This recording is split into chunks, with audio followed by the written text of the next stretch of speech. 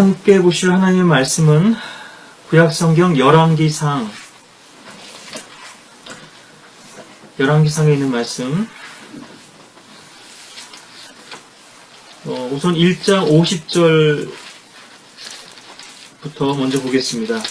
그때 아도니아가 솔로몬으로 인하여 두려워하여 일어나 가서 제단 뿔들을 붙잡은지라. 누군가가 솔로몬에게 고하여 말하기를, 보소서 아도니아가 솔로몬 왕을 두려워하나이다. 보소서 그가 제단 뿔들을 붙잡고 말하기를, 솔로몬 왕으로 그의 종을 칼로 죽이지 않겠다고 오늘 내게 맹세하게 하라 하나이다 하니, 솔로몬이 말하기를, 만일 그가 스스로 훌륭한 사람임을 보여준다면 그의 머리칼 하나도 땅에 떨어지지 아니하리라. 그러나 그에게서 사악함이 발견된다면 그가 죽으리라 하더라. 그리하여 솔로몬 왕이 보내니 사람들이 그를 제단에서 끌어내리니라. 그가 솔로몬 왕에게 와서 절하자 솔로몬이 그에게 말하기를, 내 집으로 가라 하더라. 시간상으로 봤을 때는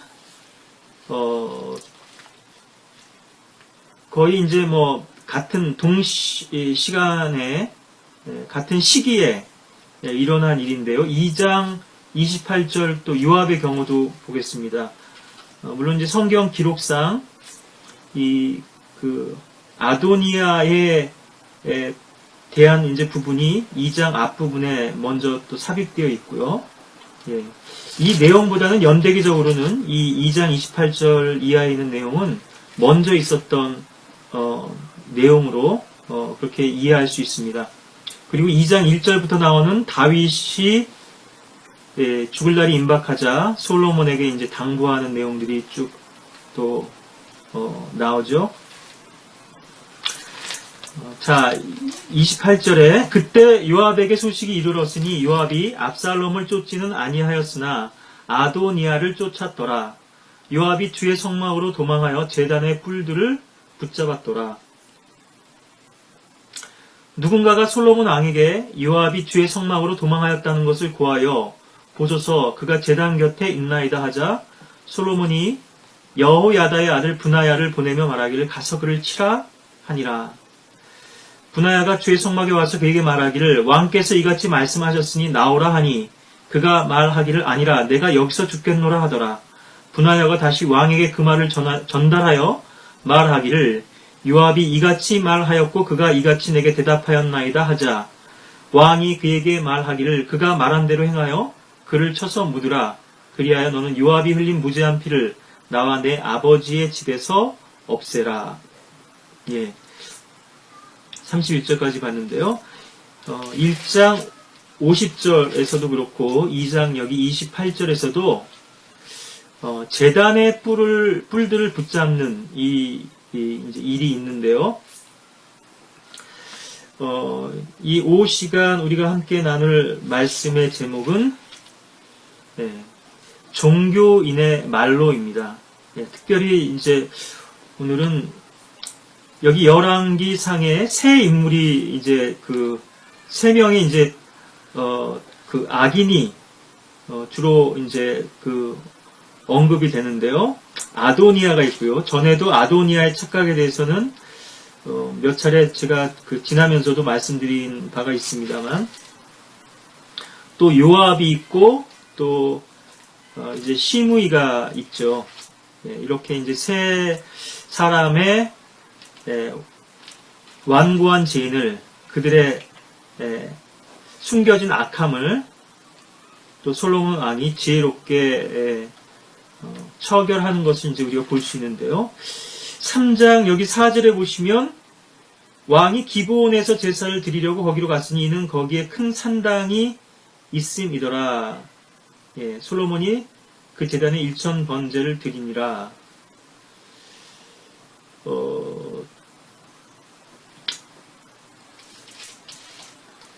그래서 이제 원래는 실로의 성막이 있었는데요. 이때는 이것이 이제 좀 분리되어서 성막은 이제 실로에 있고, 이렇게 좀 또 번제단은 또 다른 곳에 있고, 이런 식으로 좀 이제 분리가 돼 있었던 것 같거든요.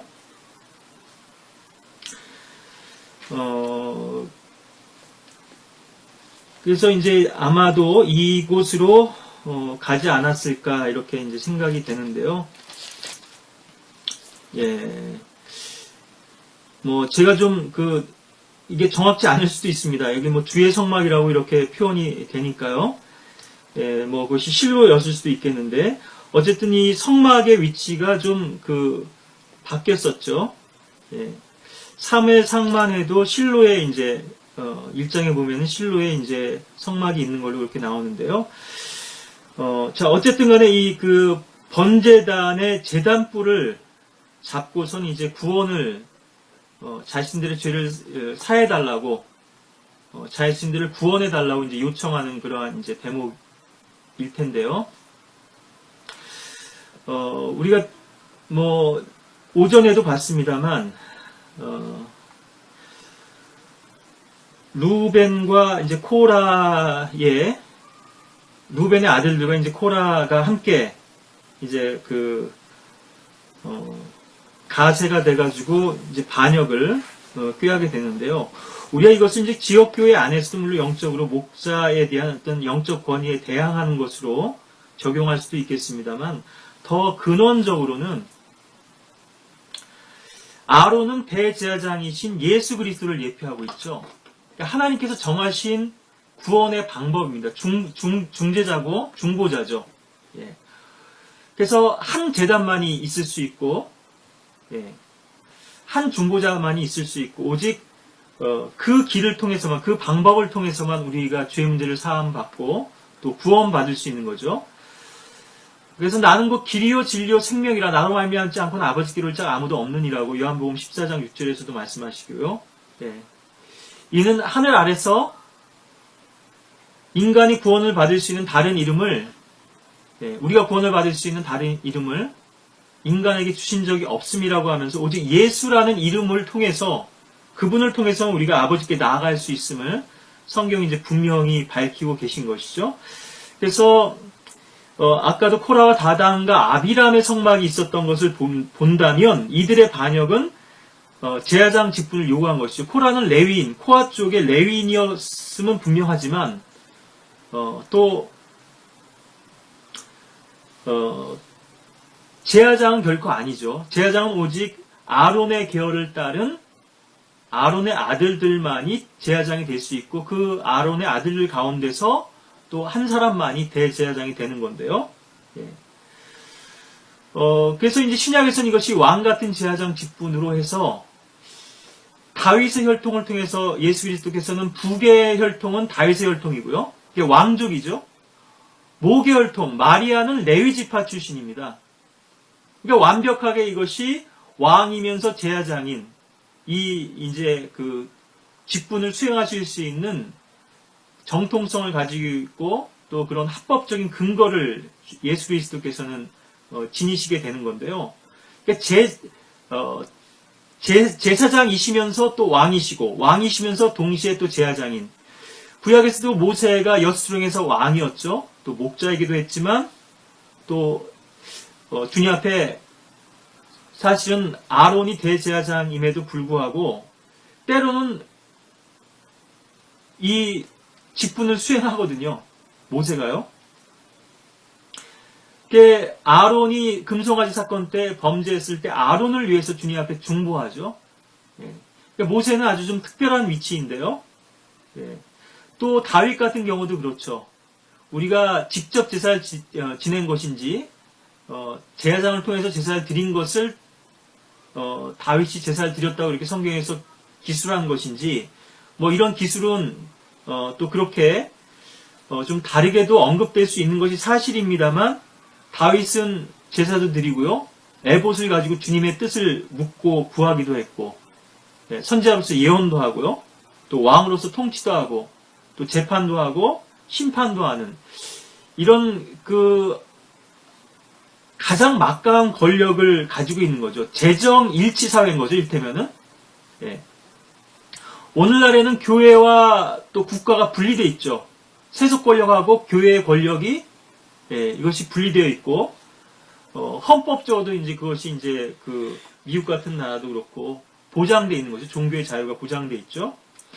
그것이 악용됐었던 중세의 암흑기가 있었기 때문에요. 교회 권력 하에서 교회 권력이 세상 권력과 결탁해가지고 세상 권력을 시녀처럼 부리고 또 등에 업고서는 신앙인들을 박해했던 그런 이제 가혹한 역사들이 있었기 때문에도 그렇습니다만, 앞으로 임하게 될 왕국은 우리가 소위 천년왕국이라 그래서요. 1000년 동안 평화의 시대가 도래하는 것인데, 예수 그리스도께서 재림하셔서 다윗의 보좌에 앉으시고 자정하셔서 통치하시는데 철장 권세로, 철 지팡이로 질그릇을 깨부시 악인들을 멸하시고, 그래서 직결 심판이죠. 불 속에 산채로 던져지는, 우리가 민수기 16장에서도 아까 그러한 불 속에 던져지는 장면도 봤습니다만, 그래서 이 코라의 모반은요, 단순한 것이 아니라 또 그 코라의 모반에 계속 동조하고, 너무 너희들이 분수에 지나치다, 너무 너희들이 과하다, 과하게 벌을 줬다, 하나님께서 하신 그런 심판과 집행인데도 불구하고 거기에 가담했던 사람들이 이렇게 많이 희생될 수밖에 없었던 이유 중에 하나는 코라의 성막을 통해서 다른 제사를 자신을 드리려고 했던 것이거든요. 거기 앞장섰던 사람들이 바로 누벤 지파였고요. 장자 교단 아니겠어요? 이를테면은 장자 지파인데요. 출생의 권리, 이미 그 출생의 권리도 요셉에게 넘어갔지만 그것을 계속 붙들고 있는 것입니다. 에서처럼요. 내가 첫 태성이라고 하는 그것만을 계속 붙들고 주님 앞에는 온전한 마음으로 섬기지를 못하고 있는 것인데요. 또 그걸 가지고 또 영적인 사람들을 시기하고 또 박해하고 있는 이제 그런 상황이죠. 그래서 우리는 이상한 불을 들였던 나답과 아비후는 주님께서 만드신 그 성막 안에서 제사를 드렸음에도 불구하고 다른 재료를 가지고, 다른 불을 가지고 주님께 이 향을 피웠기 때문에 결국 이제 죽임을 당한 것인데요. 이 코라는 나도 레위지파 아니냐? 나도 제사장이 되겠다. 왜 너희만 분향을 하냐? 나도 주님 앞에 나아가겠다. 너희들 주의 성막에서 제사를 드린다는데 나도 성막을 만들어서 나도 하겠다. 암시만 나와 있을 뿐입니다만 성막이라고 하는 말로 봤을 때 분명히 다른 성막을 세워서, 이건 단순한 텐트가 아니고 장막이 아니고 자기들이 거주하는 장막이 아니라 거기서 어떤 집회나 모임의 장소로 쓰고 하나님께 나아가는 어떤 그러한 통로로서 그것을 이용하겠다고 했던 것인데요. 이를테면은 신약교회에서 교회가 쪼개지는 것, 아니면 교회에서 나가가지고 사람들이 바로 그 앞에 이제 또 건물 얻어가지고 예배드리고 하는 이런 영적인 교회의 처치 스피리트에도 적용할 수 있겠습니다만, 스플리트에도 교회가 쪼개진 것에도 적용할 수 있겠고요. 교회 안에서 어떤 분열이죠, 분파고. 나는 게바에게, 나는 바울에게, 나는 아폴로에게 이렇게 서로 교회 안에서 이제 파당을 짓는 또 그런 것이기도 하고요. 오직 우리에게는 예수 그리스도의 이름 외에는 다른 이름이, 다른 중재자가 없습니다. 그 어떤 인간의 지도자도요, 욥기에도 보면은 완전하지 않거든요. 경건한 사람들이라 할지라도 다 허물이 있고 죄가 있고, 우리는 단지 예수 그리스도의 위치에서 주님을 대신하여 섬기는 종들일 뿐이고요. 그 누구도 예수 그리스도를 대체할 수는 없습니다. 이런 것과 마찬가지로 이 제단불을 잡는다고 하는 이 부분도 종교의 형식은 붙들고 있지만 이들의 말로를 봤을 때는요, 이들의 결말을 봤을 때는 다들 구약적인 맥락에서 보자면 구원을 잃어버린 사람들이고 또 구원을 받지 못한 사람인데요. 전에도 제가 구약시대 때는 1차적으로는 생명의 책에 기록되어 있다가 그것이 지워지는 이런 방식이고, 신약시대 때는, 왜냐하면 이방인이니까요. 주의 백성이 아니라 이방인이기 때문에 아브라함의 씨로서 태어난 사람들은 다 일단 그 명부에 기록이 됐다가 이스라엘 백성으로 계수가 됐다가 그들이 하나님 앞에 일테면 결정적인 죄를 졌을 때, 우상숭배도 있을 수 있고요. 살인 같은 것도 있을 수 있고, 간음 같은 것도 있을 수 있고, 또 삼진아웃처럼 이런 죄들이 또 이제 쌓여가지고, 어떤 한 가지 죄는 그거 하나로 그냥 하나님께서 끝내버리실 수도 있는 죄인 거고, 어떤 죄들, 압지라든가, 사기라든가, 착취라든가, 이런 죄들은 그것들이 쌓였을 때, 또 하나님께서 그렇게 처결하실 수도 있는 건데요. 이 부분은 구약의 구원과 관련해서 이따가 우리가 에스겔서에서도 더 보겠습니다만, 이런 종교의 그 형식은 붙들었지만 전혀 구원도 없고 변화되지도 못하고 십자가도 경험하지 못한 이런 사람들이 우리가 신약적으로 적용하자면요, 어떻게 그들의 결말이 파멸로 끝나는가 하는 것들을 이제 우리가 보게 될 텐데요. 오늘은 이제 주로 이제 요압의 경우를 보겠습니다만, 이 아도니아나 또 시므이 같은 경우도 마찬가지죠. 계속 하나님의 이 구원 계획을 오해하고 있거든요.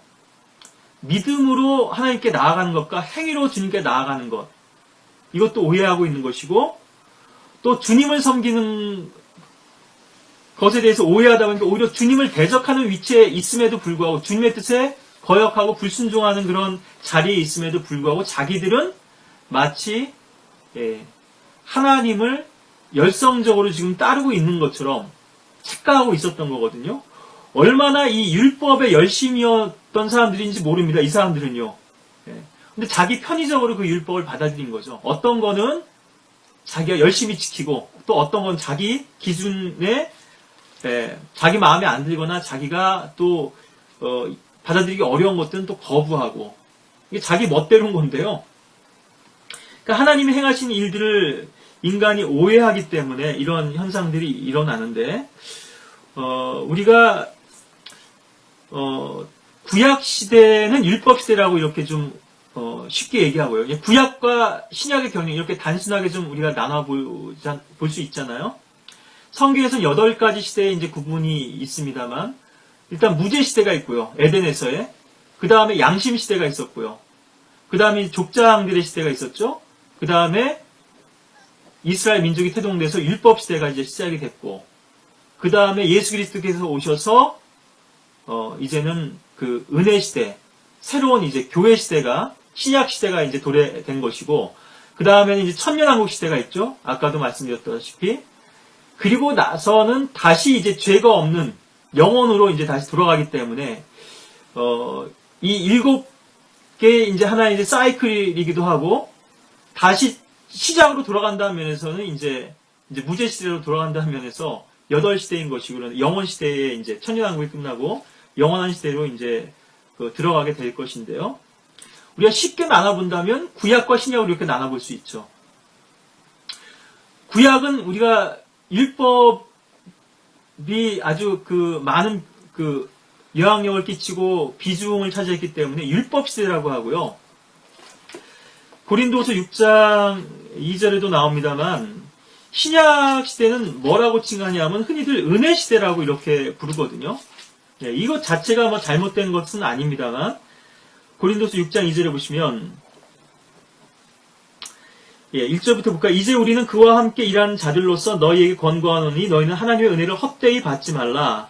말씀하시기를 기뻐 받아들여진 때에 내가 내 말을 들었고 구원의 날에 너를 도왔도다 하였으니 보라, 지금이 기뻐 받아들여진 때요. 보라, 지금이 구원의 날이라. 그래서 이사야서 49장 8절을 인용하시면서 지금이 구원의 날이고 지금이 기뻐 받아들여진 때다. 바로 은혜의 때다. 은혜의 날이다. 이렇게 이제 우리가 이 구절을 그렇게 적용을 많이 합니다만, 좀 제가 쉽게 말씀을 드렸어요. 모든 시대마다 하나님의 은혜는 그 밑바탕에 깔려 있었다는 거죠. 이것이 더 두드러지게 나타난 것이 물론 예수님께서 오시고 구세주가 피 흘려주신 이후에 십자가 이후로 그 은혜가 더 풍성하게 우리에게 미치게 되었지만, 죄인들에게요, 이 세상에 사망이 임했던 이 세상에 주님께서 생명과 빛을 또 은혜를 주신 것이 분명하지만 구약시대 때나 그 이전의 모든 시대에도 다 그 밑바탕에는 하나님의 은혜라고 하는 것이 전제로 깔려 있었다는 거죠. 이 은혜는 받을 자격이 없는 사람이 받은 것이 은혜잖아요. 그러니까 이것은 일테면은 덤으로 주어진 겁니다. 플러스적인 의미예요. 포지티브한 그런 의미고요. 자비라고 하는 것은 은혜와 이제 동전의 양면과도 같은데 마땅히 받아야 할 벌에서부터 면하게 해주신 것입니다. 일테면 이것은 빼기의 개념이고 네거티브한 그런 의미인 거죠. 그러니까 빚을 졌어요. 우리가 죄를 하나의 또 빚으로서 이렇게 비유를 많이 하는데요. 죄의 빚으로. 예, 누가복음 7장에도 나오죠.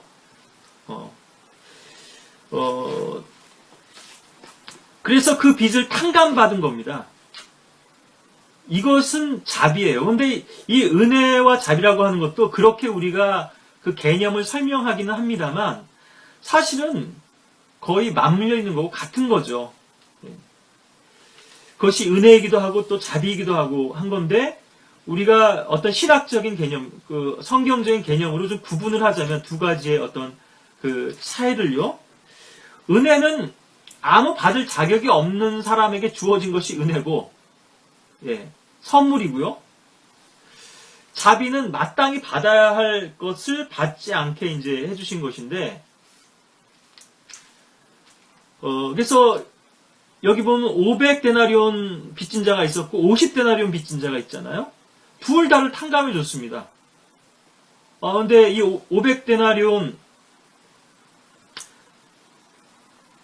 빚진 요 대목하고 또 다른 대목이 있죠. 예, 여기서는 이제 그러한 것이 또 좀 다른 비유에서 또 나옵니다만, 1만 달란트 빚진 자가 있었죠. 그래서 자기는 탕감을 받았는데도 불구하고 자기에게 빚진 자의 또 빚은 갚으라고 독촉하는 또 이런 인간의 악함을 주님께서 또 말씀하고 계신데요.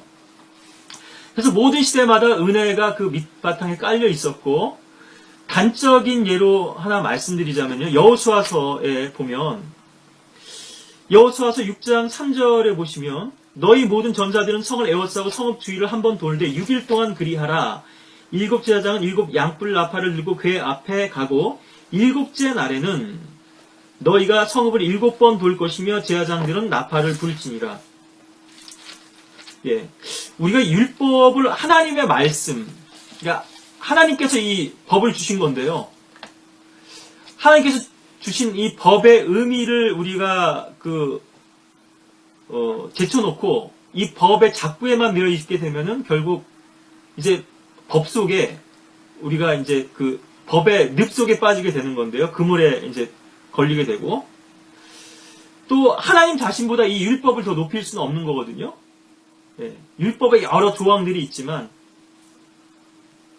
인자는 안식일의 주인이라고도 하셨죠. 안식일을 하나님께서 어기시잖아요.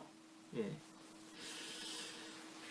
여기 보면은 7일 동안을 돌았다면 그럼 이 7일 중에 하나는 반드시 안식일이 포함되어 있을 수밖에 없거든요. 그럼 이 주님의 명령에 순종하자면 불가피하게 안식일을 범할 수밖에 없죠. 이 여리코는 아주 큰 성읍이었는데요. 성벽도 아주 두꺼웠던 걸로 그렇게 이제 고고학적 증거로도 이렇게 제시가 되는데요. 여러분들 이 이스라엘 진영이 12지파가 얼마나 많은 무리인지 아까 200만이 된다고 그랬는데 이게 남자 보병들만 해도 60만이 되는 건데 이들이 아마 행군한다고 생각해 보십시오. 이들이 행군할 정도의 성읍이라면 어떠한 성읍인지 그 규모를 가히 우리가 어느 정도 짐작할 수 있을 텐데요. 네. 그리고 7째 날에는 7바퀴를 돌았는데 당연히 안식일에 여행할 수 있는 거리를 넘어섰겠죠. 그래서 이 모든 하나님의 역사 가운데는 모든 시대마다 하나님의 은혜가 그 바탕에 깔려 있다고 하는 것이고요. 우리가 하나님 성품과 관련해서 보시면은 에스라서 9장 13절에 보시면요. 우리의 하나님 주께서는 우리의 죄악이 받아야 할 것보다 적게 벌 주시어 우리에게 이와 같은 구원을 주셨나이다. 그러니까 바로 이제 이것이 자비가 되겠죠. 또 욥기 11장 6절에도 보시면 그러므로 하나님께서는 내게서 내 죄악이 받을 것보다 적게 거두심을 알라. 또 이렇게 또 소팔이 얘기하고 있는데요. 네, 뭐 주님의 성품이나 주님의 어떤 자비 또 은혜로우심 우리가 뭐 이것을 다 뭐 성경에서 다 깊이 헤아릴 수는 다 우리가 그런 말씀을 찾아볼 수는 없습니다만 우리의 죄들을 따라 우리를 처리하지 아니하시며 우리의 죄악들을 따라 우리에게 갚지 아니하셨으니 이게 또 시편 103편 10절인데요. 예. 아무런 공로 없는 자에게 우리에게 은혜를 주셨고 거저 주셨고 선물로 또 마땅히 받아야 할 자들에게 또 죄를 주지 않으시고 형벌을 내리지 않으시고 자비를 베푸시는 분이신데 그래서 기본적으로는 우리가 은혜로 구원을 받는다는 것이죠. 어떤 시대든 구약시대 때 행위로 구원받았다고 하지만 그 행위도 그래서 구약시대 때 하박국에도 보면 의인은 자기 믿음으로 말미암아 살리라 이렇게 돼 있잖아요. His faith라는 말이 있죠. 자기 믿음인데 신약처럼 그리스도의 믿음이 아니고요. 그럼에도 불구하고 주님의 은혜가 없다면 우리는 결코 구원받을 수 없는 자들이라는 거죠. 여인에게서 태어난 자가 의로울 수 있겠느냐? 욥기에도 또 그렇게 말씀하시는데요. 그래서 이제 이 부분과 함께 우리가 오늘 요압의 경우를 좀 더 이제 보게 될 텐데요. 자, 여기서 이제 이들이 제단뿔을 잡은 근거가 있거든요. 왜 이들이 이렇게 제단뿔을 잡았는가?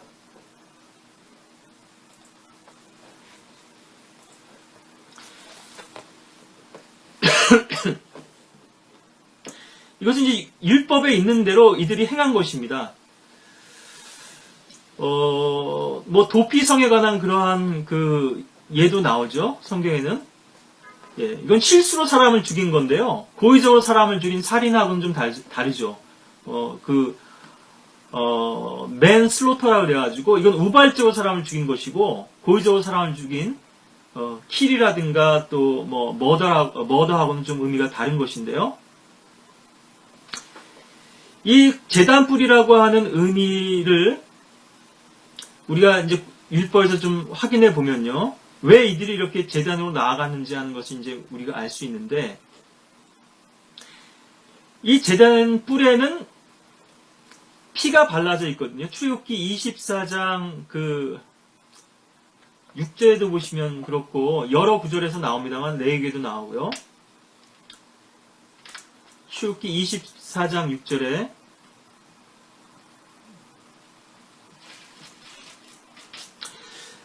모세가 피의 반을 떠서 대아들에다 담고 피의 반은 제단 위에다 뿌리며 언약의 책을 가지고 와서 백성이 듣고 있는 데서 읽으니 그들이 말하기를 주께서 말씀하신 모든 것을 우리가 행하고 복종하리이다 하더라. 모세가 피를 떠서 백성에게 뿌리고 말하기를 언약의 피를 보라. 이는 주께서 이 모든 말씀에 관하여 너희와 맺으신 언약이라. 그래서 여기서도 이제 모세가 이렇게 제사장의 직분을 수행하는 것을 또 보게 됩니다만, 아직 아론이 세움받기 전이겠죠? 제단 뿔에는 피가 뿌려져 있습니다. 피가 발라져 있는 것이죠. 출애굽기 29장 12절에도 보시면,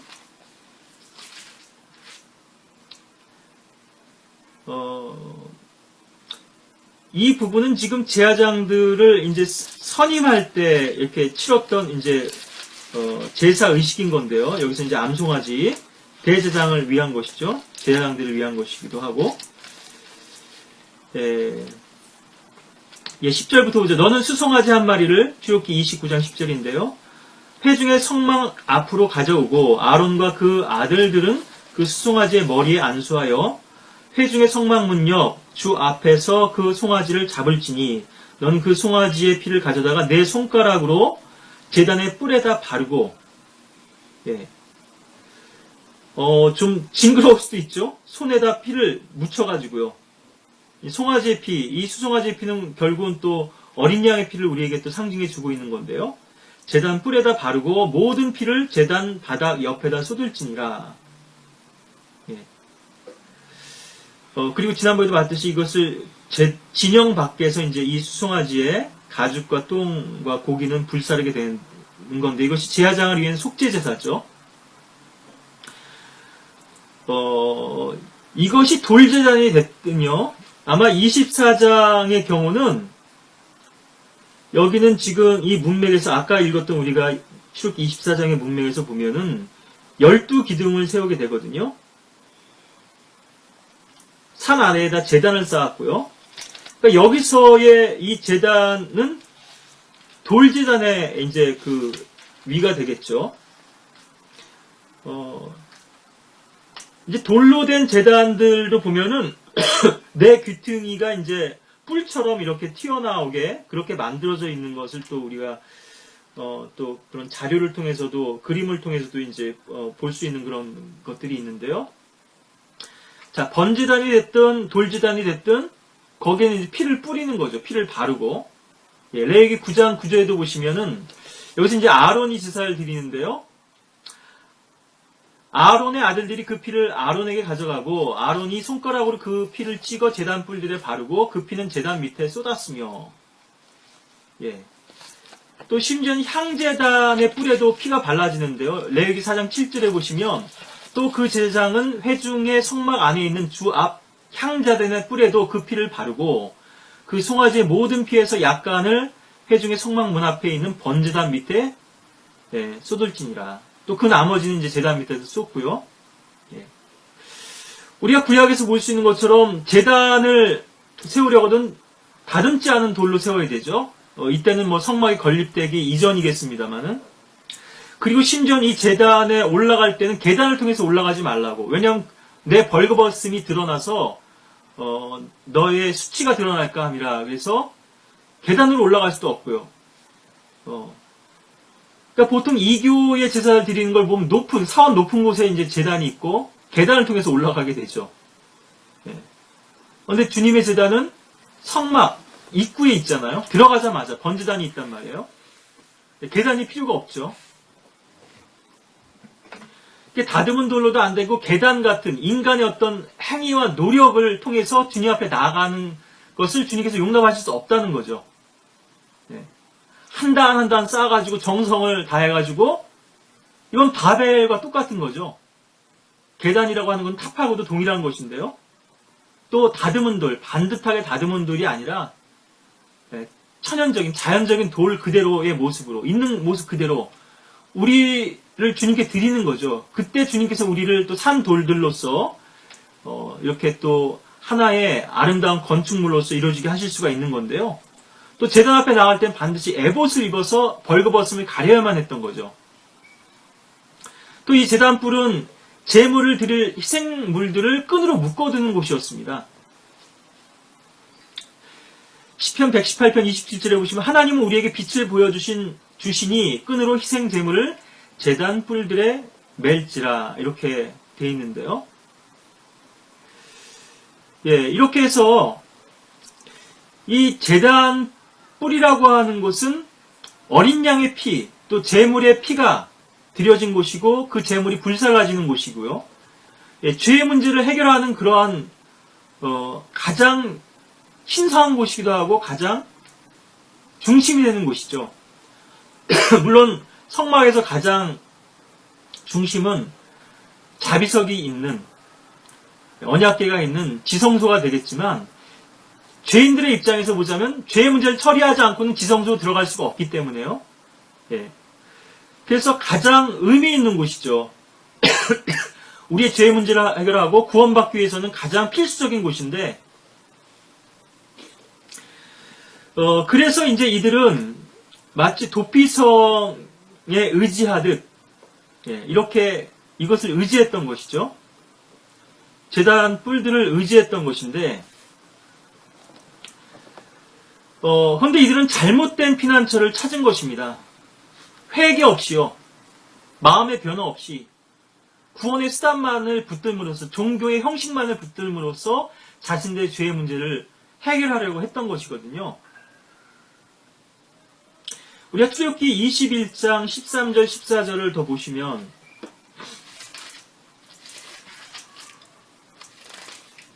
(21장) 13절 14절에 12절부터 볼까요? 사람을 쳐서 죽게 하는 자는 반드시 죽일지니라. 살인죄에 대해서는 반드시 사형제도를 통해서 그 죄를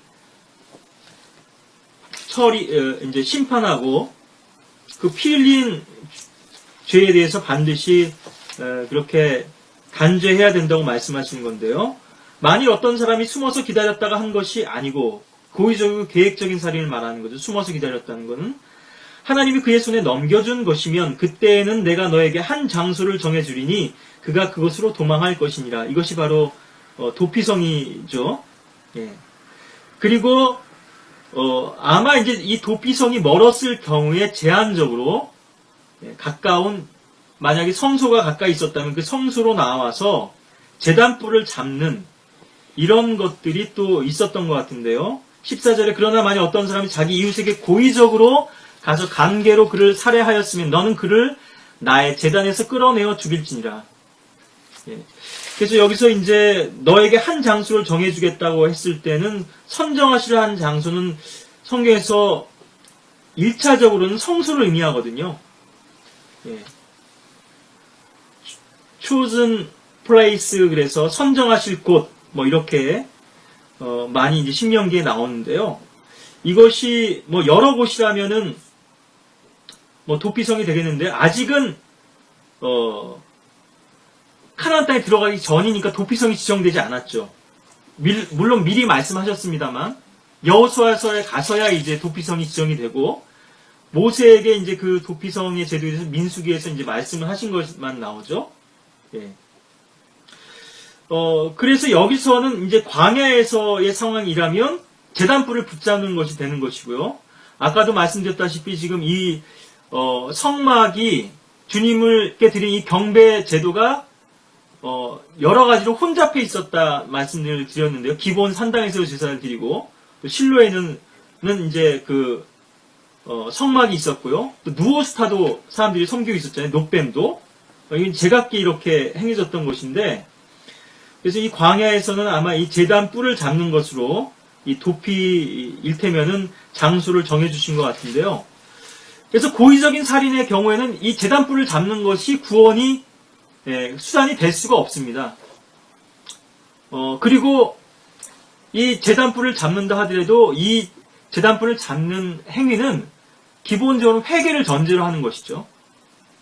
자신의 피 흘린 죄가 잘못되었다고 하는 시편 51편의 다윗의 그런 참회처럼 나의 피 흘린 죄를 용서해 달라고 하는 이 회개가 전제되어야 되는 것인데요. 그래서 이러한 죄들은 결코 용서받을 수 없고, 그래서 솔로몬은 요압의 경우를 끌어내서 그냥 죽이라 했는데, 나는 여기서 죽겠다 하니까 그럼 제단불을 잡은 채로 그냥 죽이라고 이렇게 해서 결국 분하야가 요압을 사형 집행한 것이죠.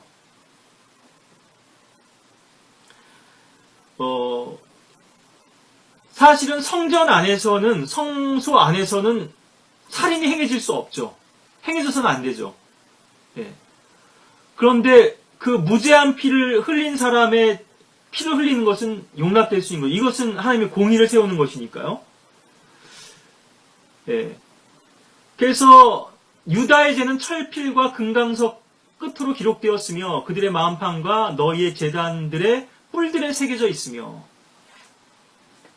제단 뿔들에도 그 죄가 새겨져 있다고 예레미야서 17장 1절에서 이렇게 말씀하시는데요. 그것도 철필과 금강석으로. 이 말은 그들의 죄가 결코 용서받을 수 없다는 거죠.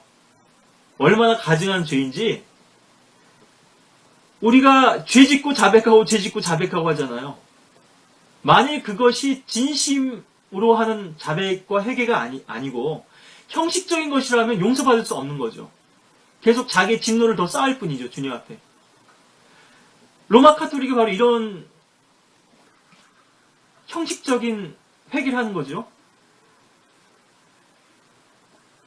일요일에는 성당에 가서 미사 보고 빵 먹고 또 고해성사하고 신부 앞에 찾아가서 신부님 제가 오늘 뭐 지난번에 뭐 이러이러한 죄를 졌나이다 사하여 주십시오. 하나님의 이름으로 뭐 사하노라 대신 그걸 보상할 수 있는 걸 하죠. 기도문을 외우라든가 찬송을 부르라든가 선행을 하라든가. 그래서 그 다음 주에 오면 또다시 되풀이가 되죠. 그런 일상들이, 종교적 일상들이요. 또 죄를 졌습니다. 그런 형식적인 회개만으로 구원받을 수 없는 것이죠. 그리고 그것이 단번에 다 속죄됐고 해결되었기 때문에 되풀이해서 드릴 필요도 없는 것이죠. 아무리 진심으로 회개를 한다 할지라도요. 마음을 다해서. 물론 또 신부가 제사하는 권세가 있는 것도 아닙니다만 제단불들의 그 죄들이 새겨져 있어요. 그들의 마음판과. 그 어떤 필요도 씻을 수 없는 거죠. 형식적으로. 이사야서에서도 이런 종교적인 이스라엘의 모습이 잘 나와 있죠. 그러니까 주님께서 그러한 재물은 역겨워하시고 가증하게 여기시는 거죠. 내가 싫어한다고, 아주 염증이 난다고 니들이 가져온 재물, 제사. 아모스 3장 14절에 보시면 내가 이스라엘의 죄가들을 그에게 감찰하는 날에 내가 베델의 제단들도 감찰할 것이니 제단의 뿔들은 꺾여 땅에 떨어지리라.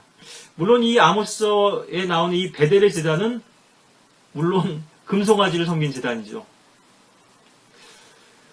늘 문제는 그렇습니다만 주님을 섬긴다고 합니다. 그러면서 금송아지에게 제물을 드리는 거예요. 오늘날 많은 종교교회들이요, 교단교회들이 주일날 예배를 드리지만 다 주님을 섬긴다고 하거든요. 그러면서 만몬을 섬깁니다. 복 주십시오. 사업 잘 되게 해주십시오. 우리 자식 좋은 대학 가게 해주십시오. 주님께 제사 드리는 게 아니라 금송아지한테 제사 드리는 거지. 형식적으로는요, 다 희생제입니다. 정성을 다해서 희생을 가지고 오죠. 이번 추석 명절 때도 다 조상신들을 그렇게 섬겼겠습니다만 하나님이 정하신 방법이 아니고요. 하나님께서 정하신 그런 합당한 절차에 따라서 회개와 또 예수 그리스도의 피라고 하는 이것을 통해서 나오지 않은 모든 것들은 다 종교의 행위일 뿐이죠. 거기는 구원도 없고 생명도 없습니다. 이러한 제단들은 감찰받게 될 것이고 결국은 그 제단뿔들은 꺾일 수밖에 없죠. 제단이 갈라졌잖아요. 여로보암 때도 하나님께서 인정하지 않으신 것입니다. 때는 손이 마르기도 하고 또 우시아 같은 왕이 분양할 때는 문둥병이 발하기도 하고요. 하나님께서 인정하실 수 없는 거죠. 하나님께서 인정하신 사람을 통해서 인정하신 방법대로 오직 주 예수 그리스도죠. 물론 우리가 신약교회의 이제 사역자들에게도 이런 어떤 영적 권한이 특권들이 부여되어 있는 것은 사실입니다만 가장 근원적으로는 이 아론의 제사장 직분은 예수 그리스도를 상징하고 있는 것이죠.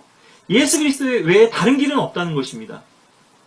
근데 말로는 예수님을 믿는다고 하고 종교적인 어떤 형식과 의식에는 젖어 있지만 전혀 변화됨도 없고 구원도 없고 생명도 없는 이러한 사람들이 오늘날도 많이 있다는 것이죠. 자, 그래서 요압은 이제 앞서 아도니아의 경우를 따랐어요. 그럼 아도니아는 왜 죽지 않았는가? 우리가 좀 차이를 볼 수 있죠. 아도니아의 경우는 살인죄는 아닙니다. 반역죄죠. 왕에게 이제 대적했단 말이에요. 이것도 아주 중요한 죄죠. 또 우리가 한 사람 여기서 더 본다면 아비의 아달이라고 하는 제사장을 또 볼 수 있을 텐데요. 우리가 이제 엘리집에 대해서 지난번에 다 봤는지는 모르겠습니다만은, 이 부분 나중에 또, 어떻게 통편집이 됐는지, 제사장 그 계보에서 실대가 통편집이 됐는지와 관련해서 또 살펴보면 더 좋겠는데요. 결국 엘리의 집은 이 대제사장의 계열에서부터 제외가 됩니다. 예, 엘리의 아들 피느하스에서 이제 또 뭐, 아이안가요, 또 아이툭, 이렇게 쭉 이제 내려오는데요. 결국 이 제사장 가문에서 박탈당하게 되는데, 이것이 이제 아비아달이 또 제사장직에서 추방당하는 것과 박탈당하는 것하고도 또, 관련이 있죠. 그래서 2장 거기 27절에 보시면 그리하여 솔로몬이 아비아달을 주의 제사장 직분에서 쫓아내었으니 이는 실로에서 엘리의 집에 대하여 하신 주의 말씀을 이루려 함이라. 이 부분도 우리가 또 엘리 집과 관련해서 나중에 좀 자세하게 볼 대목들이 있는데요.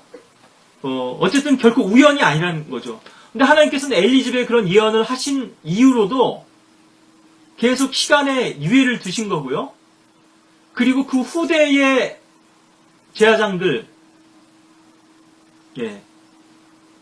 에게도 선택권을 주신 거죠. 그러니까 만약에 그 아히멜렉처럼요, 노베 제사장이었죠. 주님을 신실하게 섬겼던 제사장의 때에는 그 가문을 물론 이제 멸절당하긴 했습니다만, 그 제사장직을 끝내지는 않으셨는데요. 이 아비아달의 때에 와서 결국 이 제사장 직분이 끝나게 되고 이것이 결국 이제 사독의 계열로 옮겨지게 되거든요. 우리가 계속 이 서열이 바뀌는 거, 순차가 바뀌는 거 성경에서 보고 있는데요. 한 사람은 주님께 세움을 받게 되고 한 사람은 버림을 받게 되고 한 사람은 구원을 받고 한 사람은 멸망을 당하게 되고 계속해서 이제 이러한 역사들이 끊임없이 일어나고 있는 것인데요. 아도니아에서 솔로몬으로 바뀐 것도 그렇죠. 물론 아도니아는 처음부터 선택받은 왕도 아니었습니다만, 출생서열로 보자면 솔로몬보다 한참 위죠. 그러니까 당연히 내가 왕이 되어야 한다는 그런 자기 나름대로의 이제 생각 속에 착각 속에 빠져 있었던 건데요. 하나님 전혀 고려하거나 염두에 두지 않으셨습니다. 왜냐하면 그의 그러한 방자함과 또 그의 악한 마음을 아셨기 때문이죠. 솔로몬에게서는 물론 솔로몬이 결과적으로 우상 숭배도 하고 실패하긴 했습니다만 뭔가 보신 거죠. 그가 뭐 처음부터 그렇게 빗나간 것은 아니었고요. 결국 많은 아내와 금을 많이 두고 말들을 번식시키면서부터 이렇게 부패가 더 극심해졌는데 물론 나중에 또 다시 돌이켰죠. 참여했죠. 말년에. 이 또한 또 하나님의 은혜를 또 자비를 우리에게 또 보여주는 그런 대목이 아닐 수 없는데요. 자, 그래서 이 요압도 그렇고 이 아도니아도 그렇고 요압은 단번에 이제 그 사형이 집행되고요. 여기는 요압이 이제 피 흘린 죄가 있었죠. 넬의 아들 아브넬을 그것도 도피성에서요. 헤브론이라고 하는 도피성에서 입맞춘 척하면서 이렇게 죽였고요. 지난번에도 봤지만 아비새도 여기에 이제 같이 공범으로 가담했었다고 하는 것을 우리가 봤었죠. 3회에서요. 3장에서. 그렇게 아브넬의 피를 흘린 또 죄가 있었고요. 32절에 보시면 2장 열왕기상 주께서 그의 피를 그의 머리로 돌리시리라. 그가 자기보다 더 의롭고 더 선한 두 사람을 쳐서 그들을 칼로 죽였으니 곧 이스라엘의 군대대장 네리아는 아브넬과 유다의 군대대장 예델의 아들 아마샤라. 아마샤에게도 입맞추는 척 하면서 자기 사촌인데요. 또 그렇게 죽였죠. 그러니까 그 의도를 이제 우리가 알 수 있는 거거든요. 전쟁에서 승리하기 위해서 그렇게 피를 흘리는 것이냐? 그건 살인이 아니죠. 이거는 뭐 일테면은 그 페어플레이가 아니죠. 군인으로 치면은 비겁한 행동이란 말이에요. 일테면은 뭐 옛날 서부 극에서 보자면 등 뒤에서 총을 쏘면 그건 이제 살인인 거죠. 정정당당하게 이제 결투를 했다면 그것은 이제 뭐 인정을 받지만요. 뭐 영국도 그렇고 도둑이 왔는데 낮에 죽인 경우와 밤에 죽인 경우가 다르잖아요. 도둑이 뚫고 들어오는데 해가 떠 있을 때 그 도둑을 죽였으면 그건 살인이 되는 거고요. 이건 정당방위가 아니라 얘기죠. 밤에 도둑이 뚫고 들어왔을 때 죽였다는 건 이제 정당방위가 되는 것이고, 율법에서 이런 것들을 다 이제 세세하게 규정하고 계신 건데요. 예. 여기는 이제 이렇게 두 사람의 피만이 이제 언급이 돼 있습니다만, 그러니까 살인죄죠, 살인죄. 예, 우리가 지난번에도 봤듯이 우리아의 피를 흘린 죄도 또 요압도 같이 흘린 거죠. 다윗과 같이요. 예. 그러니까 요압은 공훈을 많이 쌓은 아주 훌륭한 장수입니다. 그런 측면에서만 보자면요. 그렇기 때문에 하나님께서 이런 죄가 있음에도 불구하고 기회를 더 주신 거거든요. 그럼 넬의 아들 아브넬을 죽이는 것에서 그쳤으면 그래도 네 동생 복수를 하느라 그랬구나. 조금 그래도 정상을 참작해줄 여지가 있어요. 근데 계속 그 죄가 그치지 않고 더 그 욕망이, 사람들을 향한 그런 복수심이라든가 아니면 자기 야망의 그런 눈이 먼 것이라고 할까요? 계속해서 이것이 확산이 되죠. 그래서 아마샤도 또 죽이게 되고요. 그러니까 무제한 피를 너무 많이 흘린 것이죠. 다윗은 전쟁에서 피를 너무 많이 흘렸다고 성전을 짓는 것도 허락하지 않으셨는데, 그래서 이것을 유예해 두셨다가 마지막으로 이제 삼진아웃인데요. 아도니아, 압살롬의 반역에 가담하지 않았지만 아도니아의 반역에 가담했기 때문에, 그래서 결국은 제단불은 붙잡았지만 죽을 수밖에 없는 거죠. 아까도 고의적으로 살인한 것에 대해서는 이 제단불을 붙잡을 수 없고 제단에서 끌어내라고 출애굽기 21장 14절에서 그렇게 말씀하고 계시죠. 또 하나 보탠다면, 압살롬을 죽인 것도 사실은 압살롬은 무방비 상태였는데요. 일테면은 포로 아니겠어요. 물론 이제 그건 여러 가지로 이제 그러할 만한 이유가 있었습니다만 빨리 전쟁을 끝내기 위해서 괴수를 먼저 처결하는 거죠. 상수남의 목이 매달린 그 압살롬을 왕의 명령도 있었음에도 불구하고 죽여버렸단 말이에요. 이건 좀 잔혹한 거죠. 더 물론 전쟁 상황에서는 인정사정 봐줄 수 없겠습니다만, 그래서 이러한 살인죄, 피 흘린 죄에 대해서 회개하지 않고 제단불만 붙잡는, 그리고 죽을 때까지도 계속해서 더 완악해지고 사악해지는 것을 볼 수 있죠. 이 요압이요. 이것이 바로 종교인들의 행태고요. 마음속에는 죄의 문제가 전혀 해결되지 않은 채로 겉으로만 선하고 의로운 삶, 도덕적이고 윤리적인 삶, 또 제사도 드리고 제물도 드리고 종교적인 의식에도 참여하고, 이것이 로마 카톨릭이고 종교교회나 교단교회에서 행하는 많은 일들이죠. 교회만 오면 무조건 학습받고 세례주고, 당신도 예정된 하나님의 자녀가 됐다고 이렇게 구원을 인정해주는, 하나님의 말씀에서 보장해주신 구원과 또 생명이 아니고 사람들이 종교의 어떤 교리가 이렇게 사람들을 거짓된 길로 이끌고 있는 것이죠. 자, 여러 가지가 있습니다만 이렇게 해서 이 요압은 결국 죽임을 당하고 또 아도니아도 그의 악함이 드러났기 때문에요. 시므이도 마찬가지입니다만 예루살렘 떠나지 말라고 하는데 떠났죠. 또 아도니아도 정말 진실된 사람임을 보여주면 내가 죽이지 않겠다고 해서 제단에서 끌어내서 이제 자기 집으로 갔는데 다윗의 시종들도 수냄녀인 아비삭을 달라 그런단 말이에요. 자기 분수를 모르는 거죠. 결국 이제 죽임을 당할 수밖에 없는. 솔로몬도 자기 형이니까요. 이렇게 은혜를 베풀었는데, 자비를 베풀었음에도 불구하고, 아까도 우리가 봤습니다만 이스라엘의 회중들 보세요.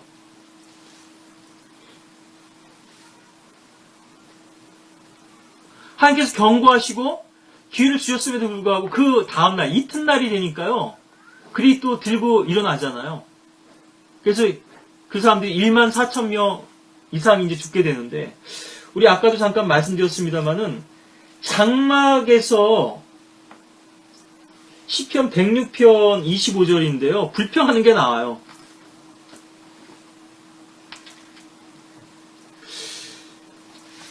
정령 그들이 24절부터 보겠습니다. 좋은 땅을 멸시하고 그들이 그의 말씀을 믿지 아니하며, 우리는 카나안 땅 안 가겠다. 예? 네가 뭐 하나님께서 우리를 카나안 땅으로 적과 꿀이 오는 땅으로 인도하겠다고 했는데 이 봐라, 광야에 나가지고 계속 우리 죽을 고생만 하지 않냐? 다 필요 없다. 뭐 때로는 이집트로 돌아가겠다고도 하고요. 이제는 너 지도자로 인정 안 하겠다, 이렇게 된 건데요. 오히려 그들의 장막에서 불평하며 주의 음성에 경청하지 아니하였도다. 그러므로 주께서 그들을 대적하시어 그의 손을 들어 올려 그들을 광야에서 쓰러지게 하셨으며 그들의 시도 민족들 가운데 쓰러지게 하시고 그들을 땅들에 흩으셨도다. 이 뭐 그들의 시에 대한 부분은 나중에 이제 포로 기 때가 되겠습니다만, 주님께서 손을 들어서 그들을 치시는 거죠. 1만 4천여 명이 죽었죠. 우리가 이것이 아까 그 코라의 반역 사건이라고 단정 지을 수는 없겠고, 또 그런 맥락은 아닌 것 같습니다만, 하룻밤새 무슨 일이 있었는지를 우리가 짐작할 수 있죠. 네? 땅이 입을 벌려서 그를 삼켜 두려워가지고 벌벌 떨던 사람들이요, 어느새 장마에 돌아가선 또 웅성웅성 중얼중얼 또 주님 앞에 또 불평을 밀어놓는 거죠. 서로 아내하고 자식들하고 자기 분에 못 이겨가지고 어떻게 그럴 수 있냐고, 하나님이, 예? 그런 하나님이랑 안 믿겠다고. 장막에서 그들은 속삭였는지 모르지만, 불평했는지 하나님 다 알고 계시죠. 밤새 이러한 불만들이 그들 안에서 처리되지 않고 있다가 결국은 다시 그 다음날 들고 일어났고 다시 한번 또 반역을 일으키게 되고, 결국 그들은 죽을 수밖에 없는 이런 처지에 놓이게 되죠. 하나님 계속 은혜를 베풀기를 원하십니다. 악인이 죽는 것을 기뻐하지 않으세요. 악인 사는 것을 기뻐하세요. 근데 계속해서 이런 일들이 이제 일어나는 거죠.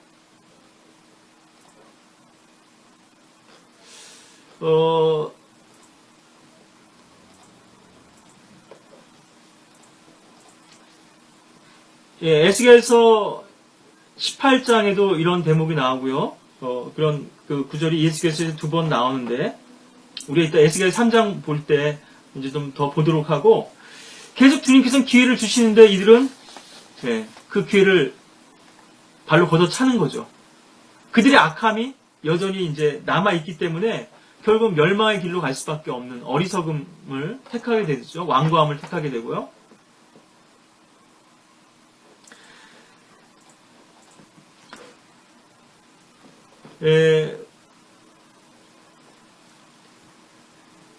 자, 우리 이제 에스겔서 3장으로 가셔서 이 대목을 좀 더 보시면 좋겠는데, 어떻게 이렇게 종교인들이 비참한 채와 결말을 맞게 되는지,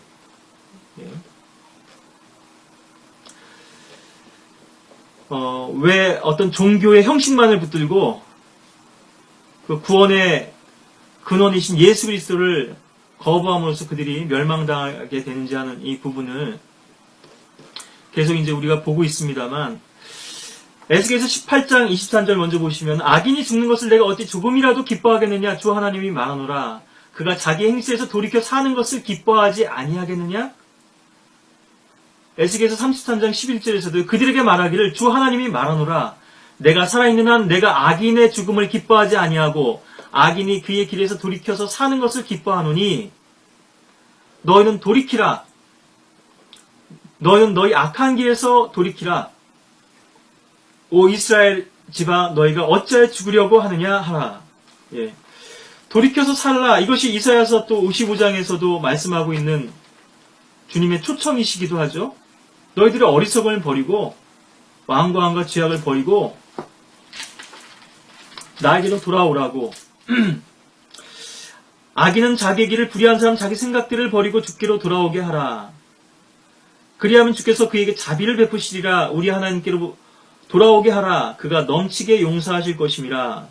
예, 이사야서 55장 7절인데요. 왜 악인들은 계속해서 자기 길을 고집하다가 멸망을 당하느냐는 거죠.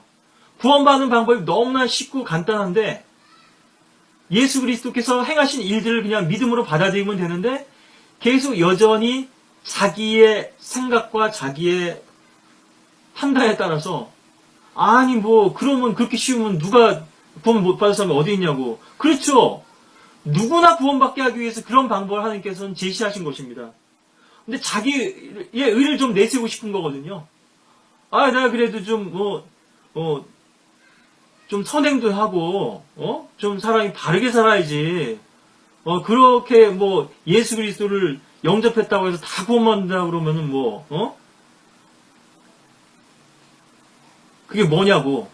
예. 자기들은 그렇게 악한 죄인이라고 생각하지 않는 거죠. 다른 사람들하고는 좀 다르다, 나는. 그래서 이 구약에서 죽음이라고 하는 거는요, 아도니아의 죽음도 보고, 시므이, 또 아비아다는 죽기까지는 않았습니다만, 요압의 죽음을 봤을 때, 이 죽음 자체가 결국 그들의 결말인 지옥이거든요.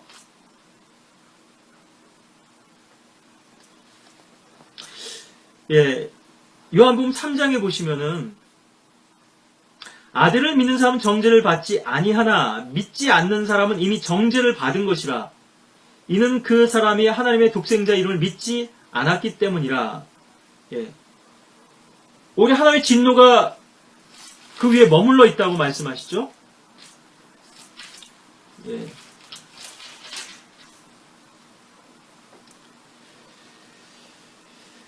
요한복음 5장 24절에서 진실로 진실로 내가 너에게 말하노니 내 말을 듣고 또 나를 보내신 분을 믿는 자는 영생을 얻고 정죄에 이르지 아니할 것이며 사망에서 생명으로 옮겨지느니라.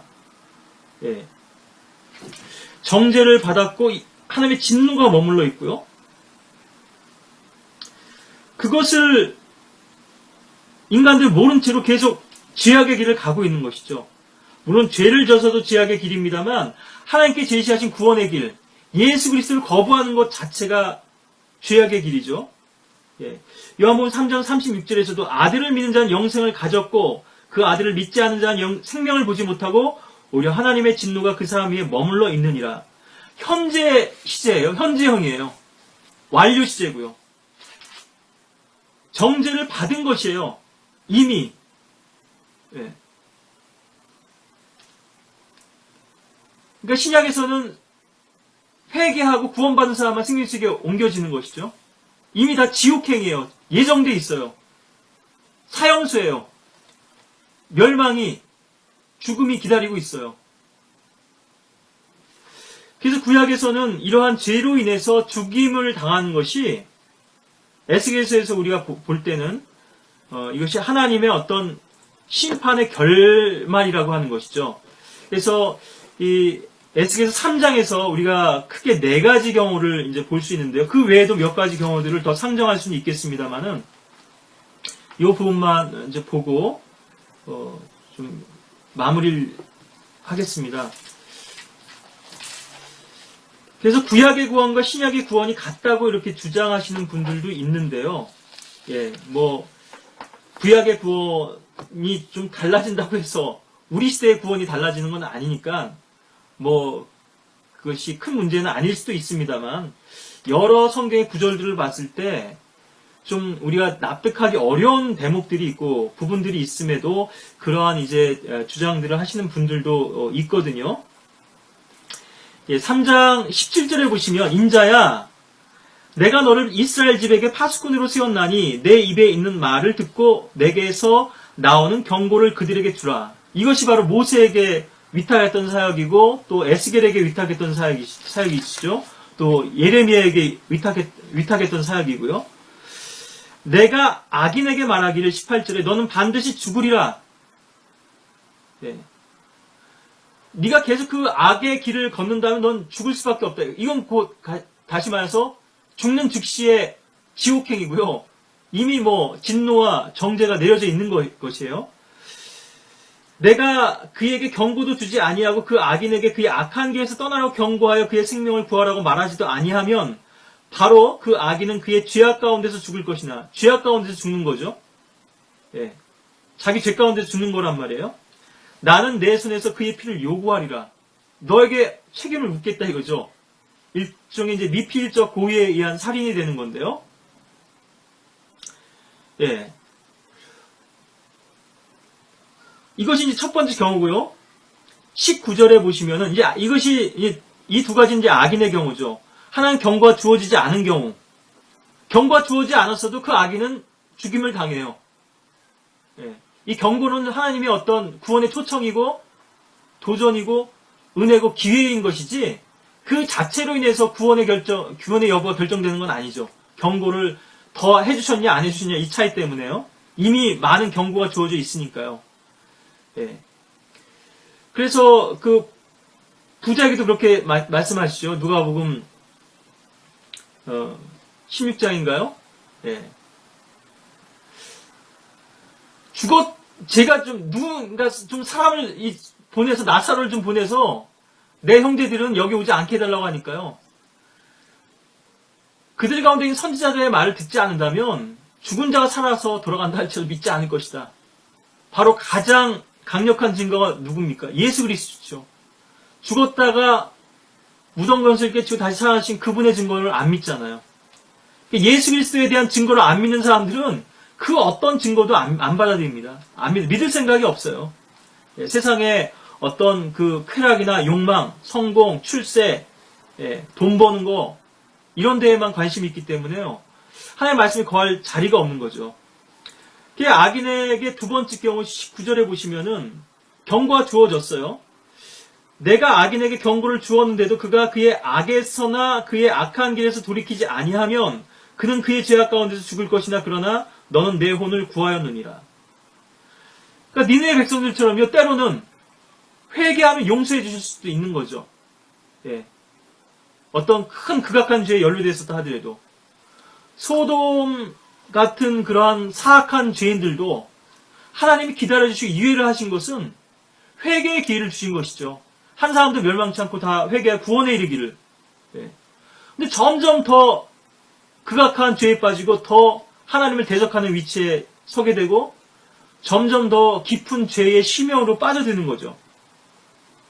하나님은 사람이 어려서부터 악하다. 처음부터 악했다. 예. 사람 지으신 것을 후회하실 정도로 인간들이 계속해서 악해지는 것을 보시고 비통해 하셨죠. 그래서 노아의 방주를 통해서 물로 심판이라고도 하셨고 이제 앞으로는 불로 심판하시겠다고 하시면서 예수 그리스도를 통해서 우리를 구원의 방주를 초청하고 계속해서 악인들은 거부하고 있죠. 예. 주님을 찾지 않죠. 어떤 사람들은 성경 읽다가 구원받은 사람들도 있거든요. 예. 교회가 부패했다고 한다면 왜 성경은 안 읽어볼까요? 베스트셀러라 하지만 가장 안 읽히는 책이죠. 예. 하나님 말씀에 관심 없는 거예요. 진리에 관심 없는 거예요. 예. 그래서 여기 성경에는 안 나와 있습니다만 악인이 주어진 경고를 받아들여서 다시 돌이킨 경우, 이 경우는 살 수 있겠죠. 예. 그 다음 이제 의인의 경우가 두 경우가 나오는데요. 20절에 또한 의인이 자기 의로부터 돌이켜 죄악을 범하면 내가 그 앞에 방해물을 놓으리니 그가 죽으리라. 예. 죄악의 방해물이죠. 예. 하나님께서 그 길을 막으신단 말이에요. 열심히 살아왔어요. 의인이에요. 선하게 살아왔어요. 그런데 그 의로부터 돌이켰어요. 요압의 경우죠. 자기 동생의 복수를 하기 위해서 정당하게 결투한 것도 아니고요. 예. 인사한 척하면 죽였단 말이에요. 여기 좀 제가 생각하기에 더 말씀드리는데 사무엘 하에 보면 또 좀 아주 특이한 경우가 나오는데요. 연못가에서 이제 결투를 벌이잖아요. 예. 그게 이제 아사엘의 그것이 이제 죽음으로도 이어집니다만, 우리 앞에서 청년들로 놀게 하자 그러거든요. 여기 기본 목가에서 이제 이런 일들이 있었는데요. 마하나임에서부터 나와가지고 이제 그 이스보셋의 신하들인 아브넬의 부하들하고 이 요압의 부하들하고 이제 이렇게 결투를 벌이죠. 이거는 일테면 뭐 레슬링일 수도 있고요. 뭐 대표 뽑아가지고 이렇게 한 걸 수도 있는데, 그래서 헬캇 하수림이라 이렇게 불리게 됐는데, 이것은 정당한 결투기 때문에 또 이제 전투에서 벌어진 일이기 때문에요. 좀 왜 이렇게 좀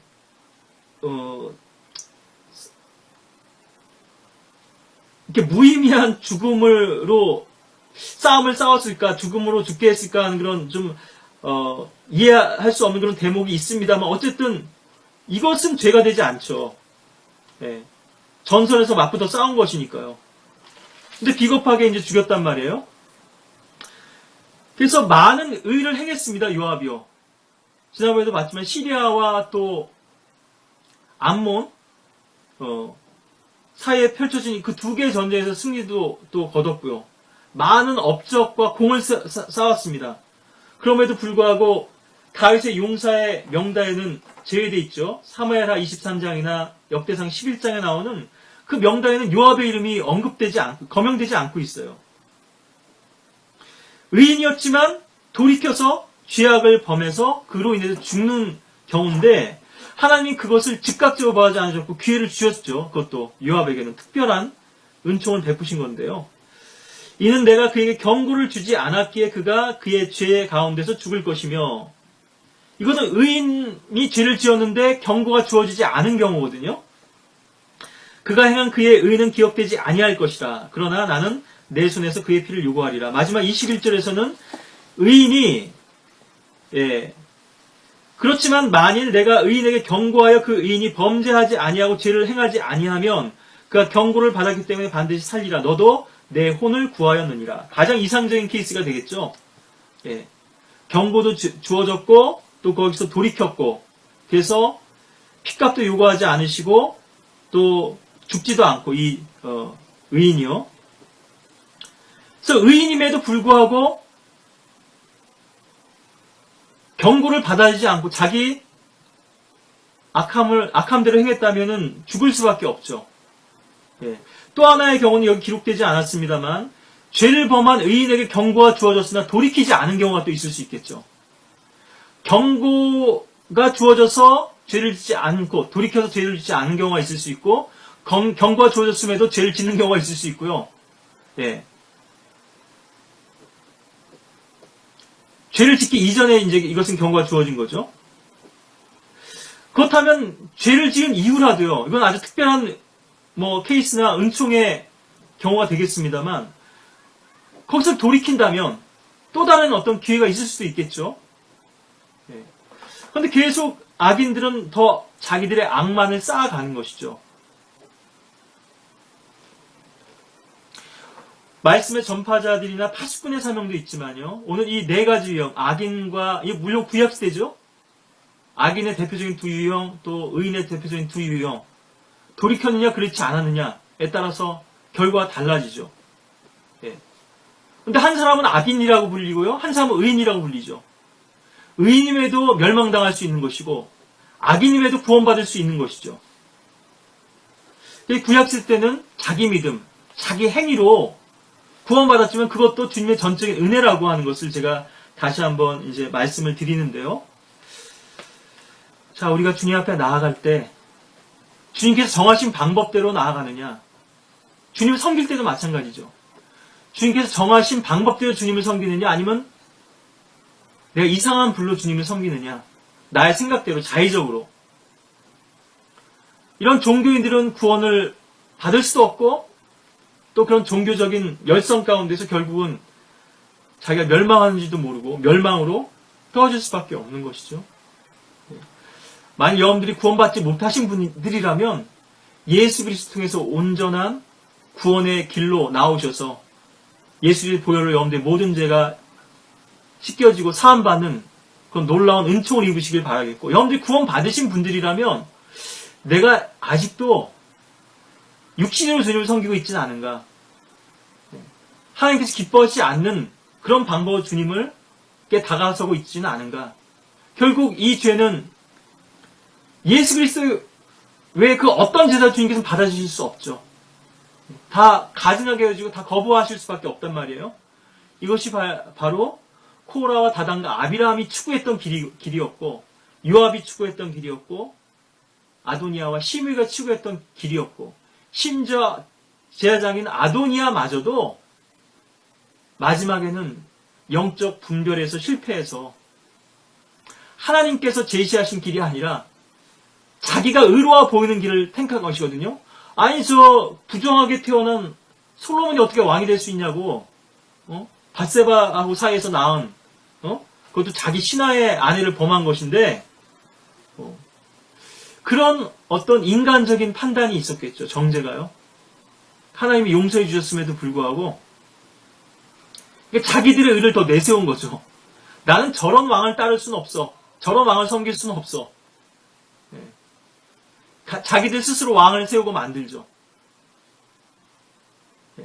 자기들의 성막을 만들었던 코라의 무리들처럼 자기들의 왕을 만들고 자기들의 길을 만들고 자기들의 생각을 계획하고 자기들의 야망을 실현하기 위해서 자기들의 그런 길로 신속히 달려가는 그러한 자들로부터 돌이키셔서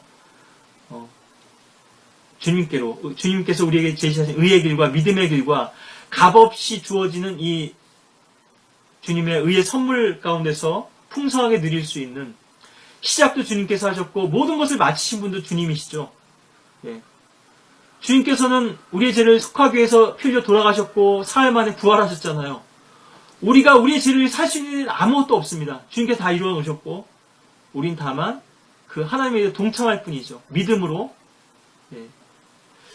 그래서 믿는 자에게 주신 주님의 크나큰 은총이 또 저와 여러분들에게도 풍성히 임하는 그런 또 삶들이 되시기를 바라겠습니다.